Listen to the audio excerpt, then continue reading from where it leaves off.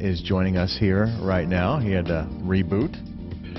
Yes. We were just laughing offline here a little bit that he's working so hard, Google's shut him down. Google Chrome said to me, "We run out of space for you." Yeah, we run out of space. Yeah. All right, so getting everything started here. 22. I'm gonna do the title a little bit different here today.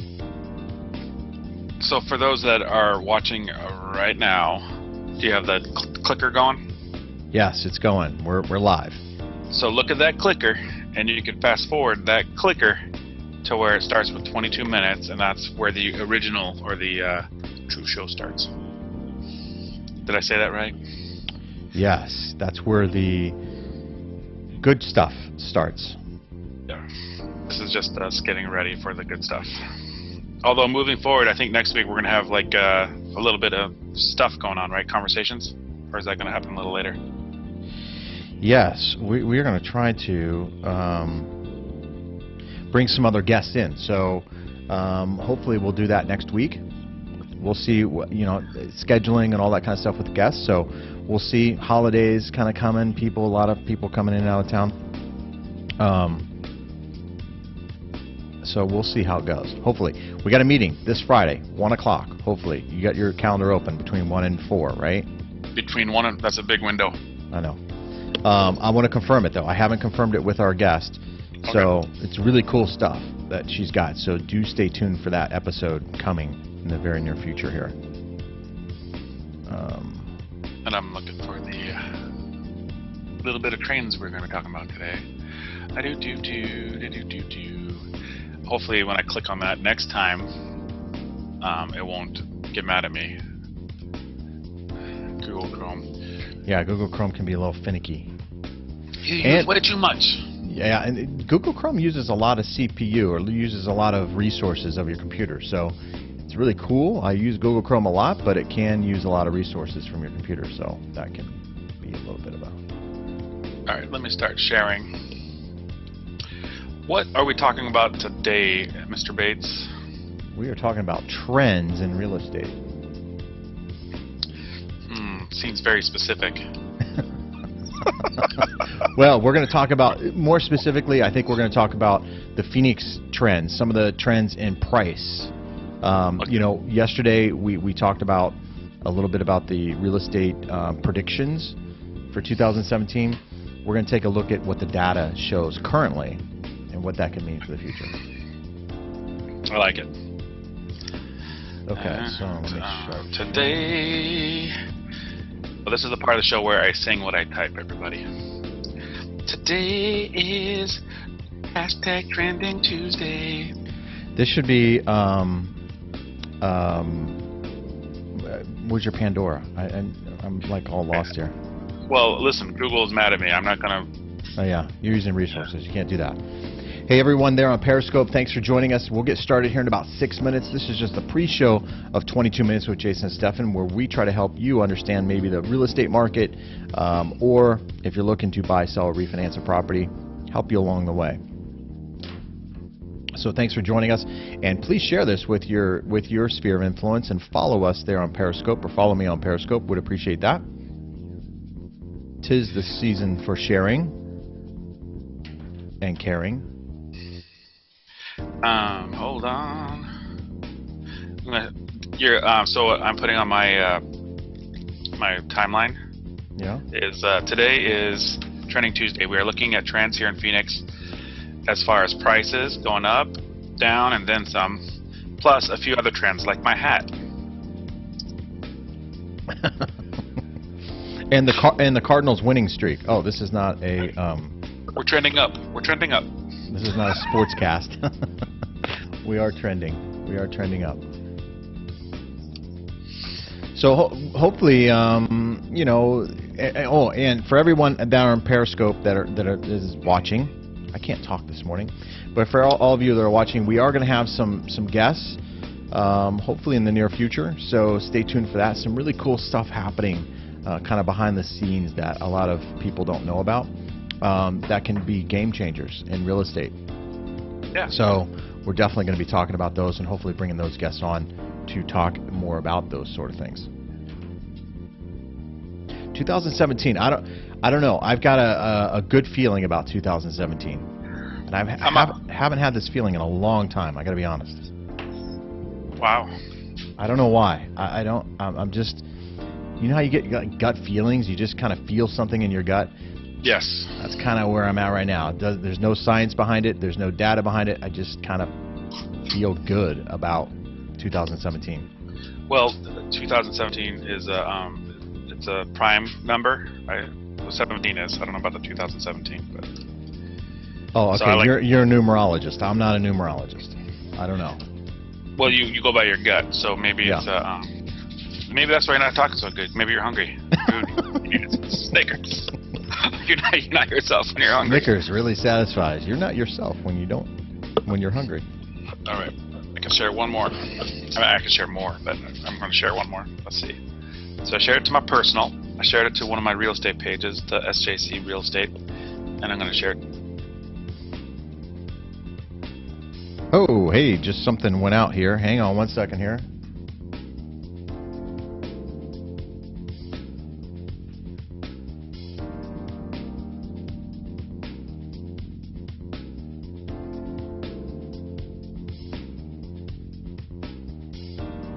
Are you there?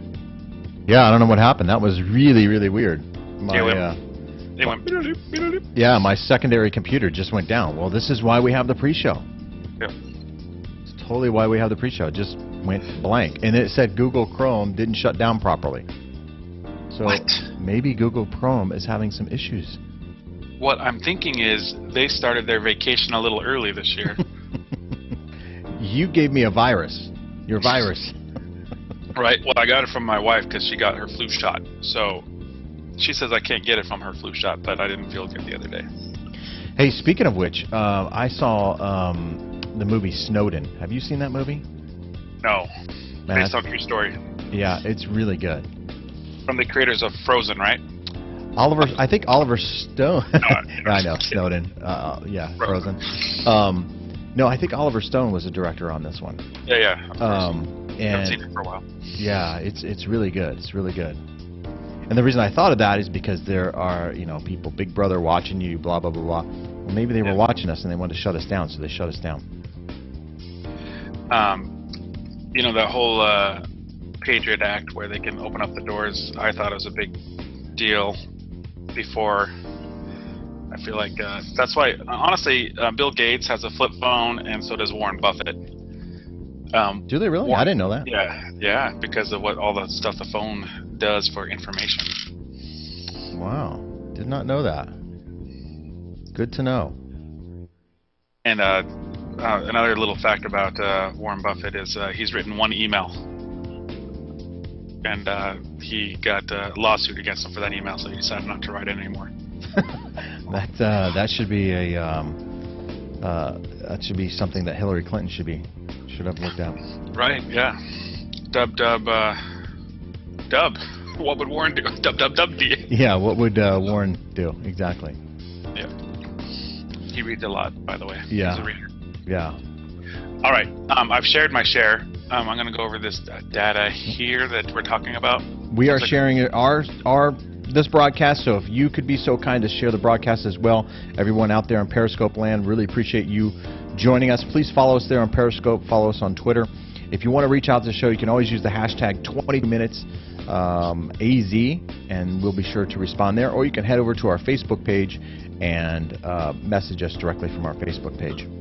Yeah, if you comment or like us on any of the other pages we've shared to, I can't really read it until I can't really read it because you shared it to a few different pages that I never get access to. But 22 minutes with Jayson and Stefan, that's the one you want to comment on. Yes. And I'm going to grab a cup of coffee before we start. Is that cool? We got 20 seconds. I only need. I better go. I only need 40. All right, go. Hurry.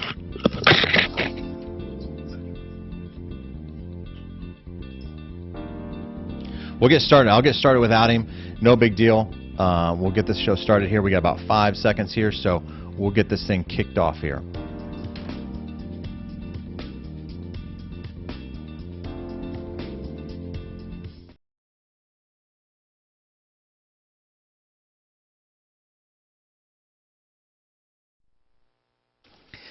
All right, hello everyone, and welcome to this episode of 22 Minutes with Jayson and Stephen Cotton, where we're going to cover today's real estate trends and what it means for you when shopping for a home loan or looking to buy, sell, or refinance a property out there. So thank you for joining us today. If you would be so kind to share this episode with your friends and family, we certainly would appreciate that. Head over to our Facebook page, subscribe from there. You can message us directly. So if you're looking to buy, sell, or refinance a property here in the Phoenix metropolitan area, we certainly would love the opportunity to earn your business. And I am joined here, as always, by Stephen Cotton. Did I do that in time? Did I do the... You did that in time, just in time, and I covered it. Hopefully, I covered it pretty well. I nailed it. So this is the Trending Tuesday episode, and yesterday I forgot to do the little intro. We'll do that here in just a second. I forgot to do the little intro for Monday. I remember. I was thinking about that, but I didn't want to. Yeah, you gotta call me out on that. Sometimes I forget. But first, hey, let's get to today's tweet quote of the day.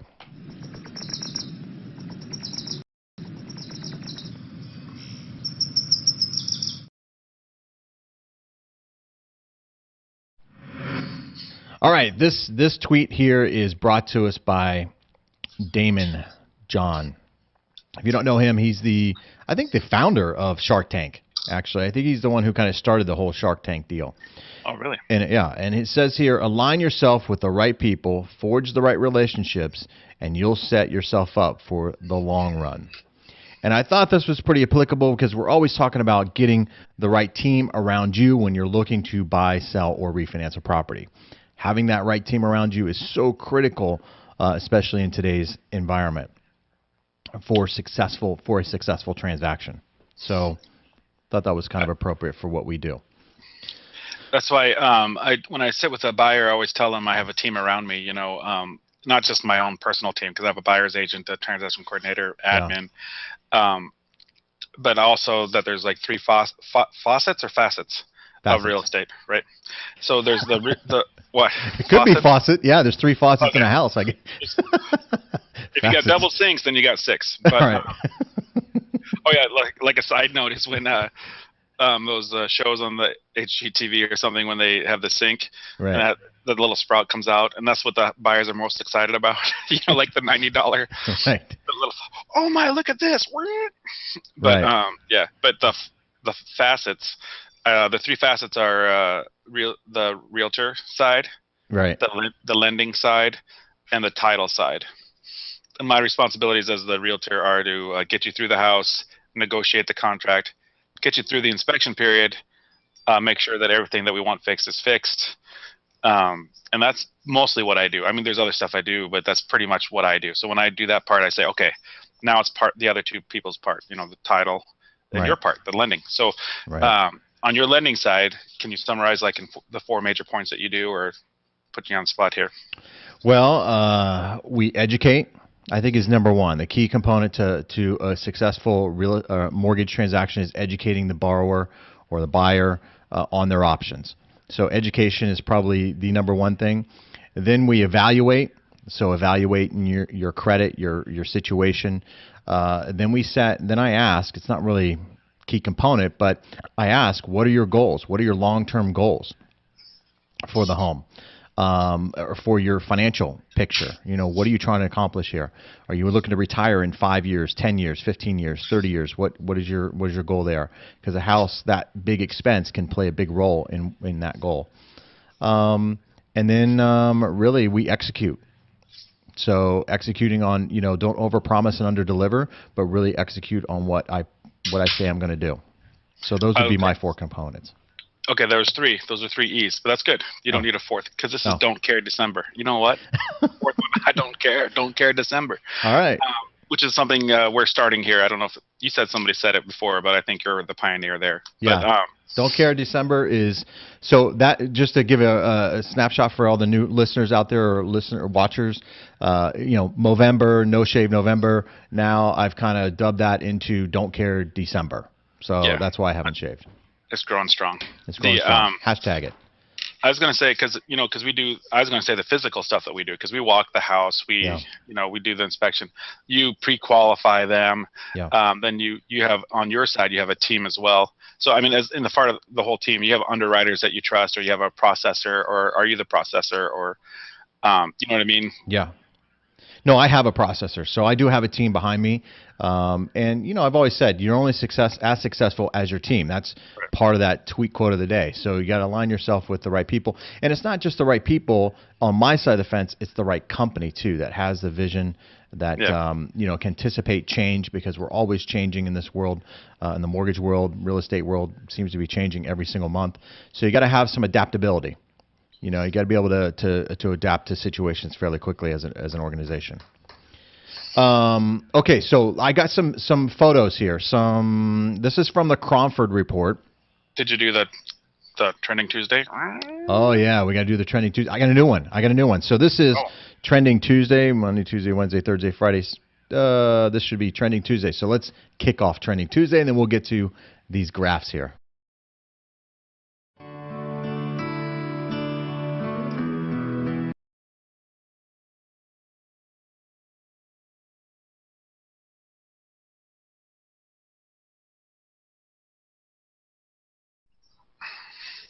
All right, so that was a new little intro here. I kind of like the other one better. I don't know. We'll see. Well, the other one reminds me of Ford Tough or something. Yeah, Ford Tough. Trending Tuesday, Ford Tough. But yes, we want to show you some graphs here because these graphs, we get a lot of data. And some realtors are really, into data, and some consumers are really into data. And then others are like, hey, just kind of go with the flow and, do whatever. Right. But the data does not lie. And so the Cromford report is a report that is done, I think it's done by the Arizona School of Business, or at least it used to be done by Michael Orr. I think he's the one who is still behind it. Yeah, he is. And he was the one who was part of the Arizona School of Business here. What's that division of ASU? I forget the name of the division of the school. It's a very renowned division of the school, kind of an elite division of ASU. And they do market analysis here in Phoenix. And if you want to know your market analysis in your market, I would assume probably a nearby university or a university that represents your community probably would have access to some of this data. So you could reach out to them for more specifics for your particular area. But here in Phoenix, it's called the Cromford Report. I want to share a couple of graphs here because everybody, and I don't want to read too much into these graphs here a little bit, but let me go ahead and get this first graph up here for us. This is the price per square foot graph here. So now this graph, again, is price per square foot, and this goes back quite a ways. So, and I know it's a little bit hard to read. In the year 2000. Yeah, it starts out year 2000. So right below me here, all the way over this way, is the year 2000, that first year. And then it goes all the way up through current. Right, July of 2016. Yeah, which is the most recent data that we have. And this number, if you can read it off there for me, Stefan, what is that? $144.41. A palindrome for those into numerology. There you go. But $144 a square foot, yeah. So $144 a square foot. And that's price per square foot. Now, this graph, when I pulled this graph, this is for all of Arizona, or all of the Phoenix metropolitan area. So it includes a lot of different cities. It includes HUDs, it includes REOs, and not just the traditional sale, short sales. It includes short sales. Right.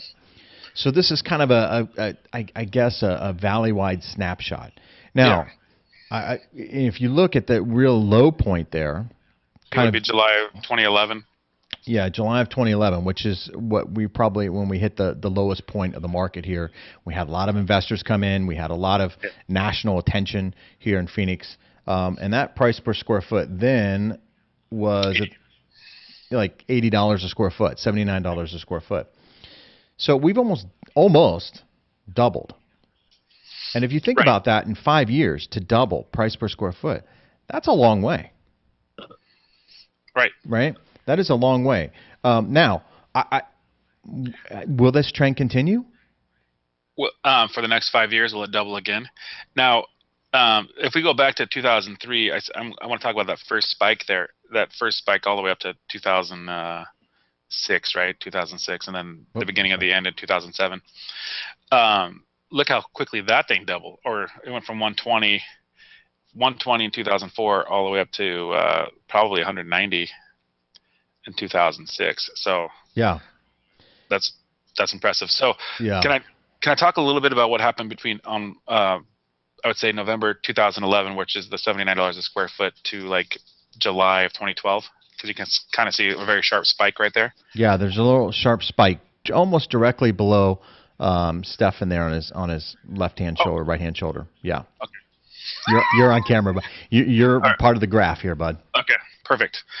So back then, so that whole little slump part, 80% of the market was short sales and foreclosures. Yeah. 300, 300 houses a day at the auction. Hmm. That's a lot of houses. So investors were able to just pick and choose their subdivision, which one they want to market. More importantly, it's some of these people that bought houses in 2007 or 2006, new houses that they're picking up at the auction, where they only have to do what we call lipstick to a pig, or they just change the Right. carpet and paint it, because Right. the cabinets are new, Yeah. possibly granite's already in there. But so that whole slump part was an investor's dream. And then what happened in March, I would say like February or March of 2012, the hedge funds came in Yeah. and they started eating everything up under 200,000. So the 300,000 or the 300 homes a day at the auction dropped down to 30 homes a day with the same amount of investors. So Hmm. then they ate up all the supply, so demand went up. Um, so as an investor, it was harder to find deals because there weren't so many deals anymore. But Right. Right. Yeah, and there was always this talk of shadow inventory and all this other kind of stuff. I've kind of argued that that's a little bit of hocus pocus in my opinion. We've got another graph here too that will kind of illustrate that. Um, um, let's go ahead and let me get to the next one. So, as an important part of this graph here, I want to disclose that you can't necessarily take your $144 per square foot and apply that to your home. If you have upgrades and things like that to your home, a desirable location, it's always about location, location, location. You have some other features to your home right, that you could be 160, you could be $180 a square foot for your particular area, maybe even $200 a square foot. old Scottsdale right now is like 223 a square foot. So Yeah, yeah, yeah, it's different. If your area is a little more high demand than others, but and then again, some are not 143, some are lower, like 110. So right. yeah, it's an average. And I'll kind of preface that point because I think a lot of people try to look at price per square foot and maybe their neighbor sold or whatever, and they take a high price that their neighbor sold and say, okay, well that price per square foot is applicable to my home, Right. and it doesn't always work that way. It's just a gauge. It's just kind of a rule of thumb, I guess. We keep on saying rule of thumb, but yeah, it can be used as a gauge. That's it. You really need a professional to come in and really evaluate your features, your location. I mean, even something as simple as north-south exposure can Right. have a dramatic difference on price per square foot here in Arizona. Well, So, and the view, like what are you looking at, a golf course? Because if you're in a golf course community and right, the one across the street has a golf course view, it's getting 30K more. right, The other big difference that I always see is like it's cheaper to build 2 stories than it hmm, is to build out. right, So if your neighbor's house is a single level and it's sold for 150, and you're a 2-story, you're not going to get 150 per square foot in that scenario, because you'd probably get maybe 130. right, But yeah, so that's the other thing. That's why you need a higher professional to come in and dictate. I always say, I come in to my listing presentation telling them that what it should appraise for. I'm not an appraiser, but I've been to a couple classes and I can explain how the appraiser looks at it. Because if you list it too high, and then it appraises down to the right amount anyway, then what are you going to do? Like, let's right, say you want to sell it for 400, but it's worth 350, right. and it appraises at 350. Are you going to be upset with me because it appraised at 350 and the deal falls apart, or are you going to come down at 350? And if you're going to come down at 350, then why not we just list at 350 and get 2 or 3 offers Right. instead of 0 at 400? That's a good strategy because a lot of times, even if you underprice the home, you can get multiple offers, which can carry you above what you would originally have asked for anyway, in a multiple bidding situation. All right, I'll give one example. I don't know. How are we doing for time? we're doing pretty good. I got the next slide up here, but we're doing pretty good on time. So we had a house, and this is FHA versus conventional appraisal. So it's a whole little gambit of itself. But Hmm. we had a house listed at 159 because I was confident that's what it appraised at. Hmm. Um, we got an offer at 150 or 163 FHA because they wanted the closing costs covered. It appraised at 150, so the deal fell apart. 4 month lock for the FHA appraisal. So then we went back to the market at 159, got 5 offers again because it was a very great price point. One of the agents called and said, "What do I have to do to get mine accepted?" I said, "You have to go conventional." So they got it qualified conventional. It appraised at 159 Nice. within 2 weeks. 2 weeks. So the 150 appraisal and Yeah. 159. So that's the other thing. Yeah. I mean, the other things we could find out, that's a whole other conversation, right? But Right, exactly. So now this next slide here is the active listing counts. So this is the number of active listings that are on the market, and I think this is through December. I think this is, or maybe through the end of November. Um, Here, and I don't know, Stefan, you would have a better idea of that, but it shows here total number of listings that are listed in the Valley metropolitan area right yeah, now at 19,915. I know it's a little bit of a hard number, and I apologize to everyone who's kind of watching here on yeah, Periscope or whatever. 19915, yeah, Yeah, all the way up to the upper right hand. Whoops, sorry. To the upper right hand corner here is the 19,915. So you can see that trend, over the past years, and this only goes back 3 years, I believe. So underneath 2012, behind yeah, me is right above me here is actually July 2012, and that number then was 12,782. right. Right. So if you go back to the other slide there, that's what kind of caused a little bit of the demand issue, Yeah, right? well, because these guys were buying up 400 houses, almost daily. These hedge funds, Yeah. because you were getting them for $80 a square foot, you know. Now, what's surprising to me is we're still seeing the orange band that you see across this is the REOs, Yeah, so bank-owned properties, foreclosures, and then the gray, which is very hard to read here, which is pretty much non-existent, is the HUD homes. yeah. Let me see if I can even see if there's any. It Yeah, looks like it's just the top cap or something. yeah. Back in 2013, there seemed to be quite a few in that little hump just above me there. Okay. There were Yeah.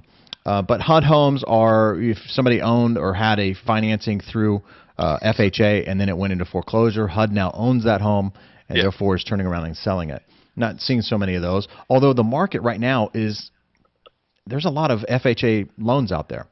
Right. So kind of surprising that we're not seeing more HUD homes out there.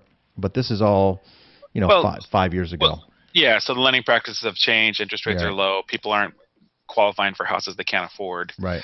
You know what I mean? So I think that's why there's hardly any there. But The light blue band that you see kind of skimming across the top there, that is the short sales. So you can see in 2012 there were quite a few short sales. It right. represented a lot more than what it does today. Still out there. There's still some short sales out there, but just not as common. And the big dark blue area is just normal sales. Normal Right. sales. People with equity in their house. The I wish this thing went back to July 10. If I could I be know. I'd be really happy to see exactly how much is orange and light blue because that is a big telling story of where we were to where we're at now. Right. When you can see that like 99% of our deals, according to this graph, are traditional sales. That's huge. Right. Right. All right. So let's go on to the next slide here. Um, the next slide here is the months of supply. So explain to everyone, Stefan, if you would, what Yep. the number of months supply. What does that mean?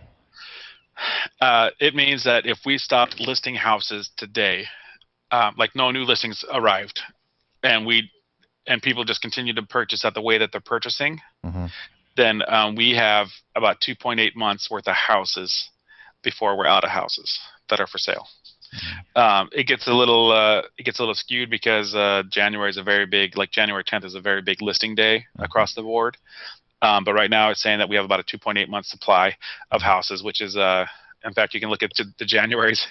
If you look at the graph, pretty much every January is the spikes there. That's like Yeah. January 8th, almost to the T.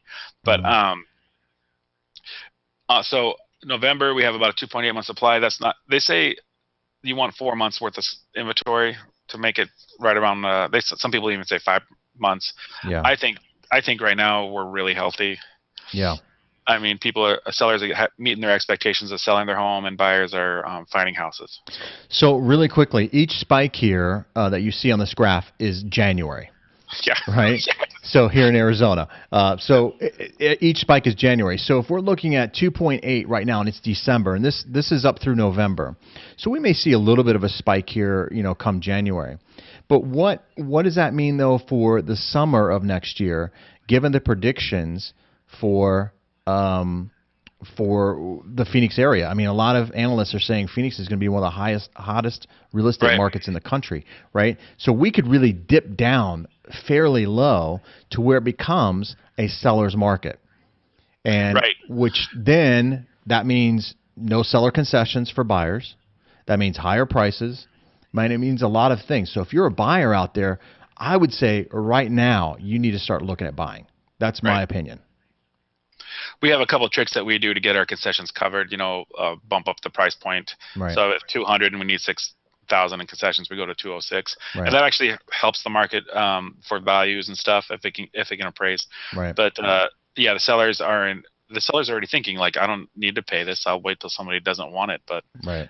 we have so many down payment assistance programs that for a healthy market, so all the sellers out there, just figure out what your net needs to be. Yeah. And let's help somebody get into your house. Don't be mad that they're only putting 3.5% down, or don't be mad that they're putting 5% down when you put 20% down, because at the end of the day, it's all the net. It's a check that you Right. get to you, and you're helping somebody get a home. So that's my public service announcement for just accept those concessions. Right. All right. Good call. Good call. And I did the sound effects, so hopefully that worked for everyone out there listening. We don't hear the sound effects, but I'm trying to put them out there. There you go. That was easy.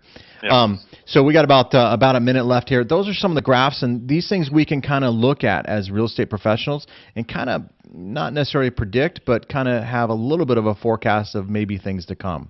So I'll tell you this, looking at November 15th or November 2015, it looks, and I'm one eye on it, it looks like we were about the same position that we were this year as we were last year. So we can probably expect something similar as far as a spike. Yeah, as far as a spike in January, you mean? Yeah. Yeah. So we'll see. We'll see what happens. Hopefully it's going to be a banner year for everyone involved in real estate. So if you're looking to buy, sell, or refinance a property out there, please give us a shot. We certainly would love the opportunity to earn your business. We're just about out of time here, so we're going to wrap things up. Any final thoughts that you want to give here, Stefan? Yeah, just what you're saying. We'd love to do it. Listen, that's what we do on the daily. I mean, we do this to educate you guys. But this is our livelihood. Is we're in the trenches. So Jayson's writing. You're not writing. I'm writing contracts all the time. Yeah. You're underwriting my contracts. Yeah. So it's what we do on the daily. If you want somebody that's actually doing this every day in and day out, and that actually gets an idea of the pulse, as you can see from these graphs, we have a good understanding of what's going on and what gets accepted, then give us a shot, because it's, like I said, it's what we do for a living. So yeah. Absolutely. Well said. So with that, we do this every Monday through Friday at 9 a.m. Arizona time. So please join us and share our episodes if you would, please. We appreciate that as well. Head over to our Facebook page, like, subscribe, and message us directly if you have any questions. You can always use the hashtag 22minutesaz if you're out there on the Twitter world, as we do monitor that as well. So thank you all for being a part of the show today. Really appreciate that. And tomorrow, Wacky Wednesday. So, and if you have Wacky Wednesday photos, if you have photos of wacky real estate, maybe Christmas, New Year's, whatever, related to real estate, of course, please send it over to us. We'd love to share those photos with everyone. So appreciate that. yeah, become part of the show. Yeah, absolutely. So we will see everyone tomorrow. Thanks for watching. Take care. We'll talk to you soon. All right, thanks, guys.